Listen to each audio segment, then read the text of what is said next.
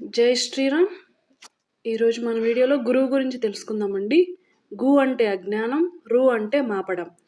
అజ్ఞానాంధకారాన్ని పారద్రోలి విజ్ఞాన జ్యోతిని వెలిగించేవారే గురువు.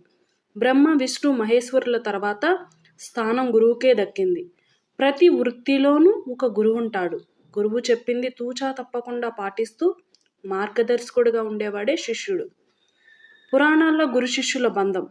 శ్రీకృష్ణుడికి గురువు సాందీపుడు, అర్జునుడికి ద్రోణాచార్యుడు, భీష్ముడికి తల్లి గంగ, కర్ణుడికి పరశురాముడు, ఏకలవ్యుడికి ద్రోణాచార్యుడి ప్రతిమ, ప్రహ్లాదుడికి చండమార్కుడు, దేవతలకి బృహస్పతి, రాక్షసులకి శుక్రాచార్యుడు, లవకుశులకి వాల్మీకి, రామ లక్ష్మణ్ భరత శత్రుఘ్నులకి విశ్వామిత్రుడు.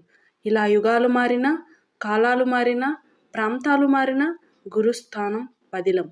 లోకానికి ప్రాతిపదిక గురు శిష్యుల బంధం.